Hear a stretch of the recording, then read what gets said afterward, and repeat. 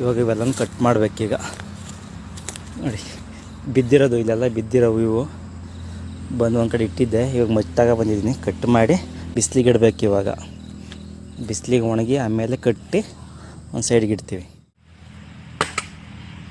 ಈ ಥರ ಕಟ್ ಮಾಡ್ಕೊಳ್ಳೋದು. ಈ ಥರ ಕಟ್ ಮಾಡಿ ಬಿಸಿಲಿಗೆ ಒಣಗಕ್ಕೆ ಇಡಬೇಕು. ಬಿಸಿಲಿಗೆ ಇಟ್ಟಾಗ ಕ್ಲೀನಾಗಿ ಒಣಗುತ್ತೆ. ಅದು ಒಣಗಿದ ಮೇಲೆ ಇಲ್ಲಿಗೆ ಬರ್ತಾರೆ ತಗೊಂಡೋಗೋಕೆ. ಅಡಿಕೆ ಪಟ್ಟೆ ಅಂದರೆ ಏನು ಊಟದ ಹಾಳೆ ಬರುತ್ತಲ್ಲ ಅದು ಮಾಡ್ತಾರೆ. ಇಲ್ಲೇ ಬಂದು ತಗೊಂಡೋಗ್ತಾರೆ. ನಾವೇನು ಹೊತ್ಕೊಂಡು ಹೋಗ್ಬೇಕಾಗಿರೋದು ಏನಿಲ್ಲ. ಒಟ್ಟಲ್ಲಿ ನೀಟಾಗಿ ಕಟ್ ಮಾಡಬೇಕಷ್ಟೆ.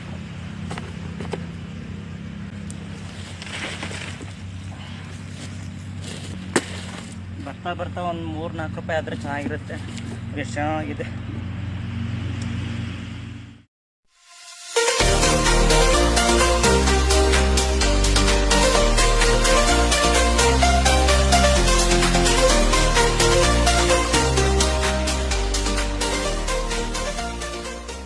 ಏನಿರುತ್ತೆ ಇದನ್ನು ಇಲ್ಲೇ ಹಾಕ್ಬಿಡ್ತೀವಿ. ಗಿಡದ ಪಕ್ಕ ಹಾಕ್ಬಿಟ್ರೆ ಗೊಬ್ಬರ ಆಗುತ್ತೆ.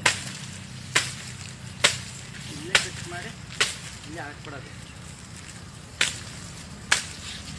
ಇಲ್ಲೇ ಅಡಿಕೆ ಪಕ್ಕನೇ ಇದನ್ನ ಕಟ್ ಮಾಡಿ ಹಾಕ್ಬಿಡೋದು.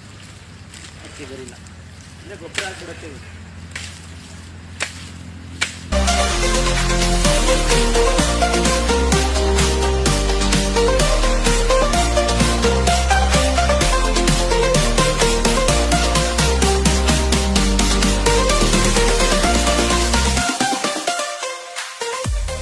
ಇವತ್ತು 15 ಸಿಗುತ್ತೆ ಡೈಲಿ. ಈಗ ಬಂದು ಇವೆಲ್ಲ ತಗೊಂಡು ಹೋಗೋಣ. ಅಲ್ಲಿ ಎಲ್ಲ ಹಾಕಿದ್ನೆಲ್ಲ ತೋರಿಸ್ತೀನಿ ಬನ್ನಿ. ಅಲ್ಲಿ ಅದೆಲ್ಲ ಒಣಗಾಕಕ್ಕೆ ಇಟ್ಟಿದ್ದೀವಿ. ತಗೊಂಡು ಹೋಗ್ತಾ ಇದ್ದೀನಿ ನೋಡಿ. ಅಲ್ಲೆಲ್ಲ ಹಾಕಿದ್ದೀನಿ ಒಣಗಾಕಕ್ಕೆ. ಏನಕ್ಕಪ್ಪ ಅಂದರೆ ಎಷ್ಟೋ ಜನಕ್ಕೆ ಗೊತ್ತೇ ಇರೋಲ್ಲ. ಪಟ್ಟನ ಸುಮ್ಮನೆ ವೇಸ್ಟ್ ಮಾಡ್ತಿರ್ತಾರೆ ರೈತರು. ಅಟ್ಲೀಸ್ಟ್ ಈ ವಿಡಿಯೋದಿಂದ ಗೊತ್ತಾಗಲಿ, ಅವ್ರಿಗೂ ಸಹ ಇದರಲ್ಲಿ ಲಾಭ ಮಾಡ್ಕೊಳ್ಳಿ. ಅಟ್ಲೀಸ್ಟ್ ಖರ್ಚಿಗಾದ್ರೂ ದುಡ್ಡಾಗುತ್ತೆ ಅಂತ ನೋಡಿ ಎಲ್ಲ ಒಣಗಾಕಿದ್ದೀನಿ. ಅಲ್ಲಿ ನೋಡಿ ಒಣಗಾಕಿ ಒಂದು ಬಂಡ್ಲು ಮಾಡಿ ಇಟ್ಟಿರೋದು ಆ ಕಡೆ ಸೈಡು.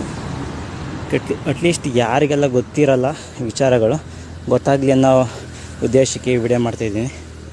ಅಲ್ಲಿ ಯಾರು ರೈತರು ನೋಡಿದ್ರೆ ಅನುಕೂಲ ಆಗಲಿ ಅಂತ ಮಾಡಿರೋದು. Okay, thank you so much.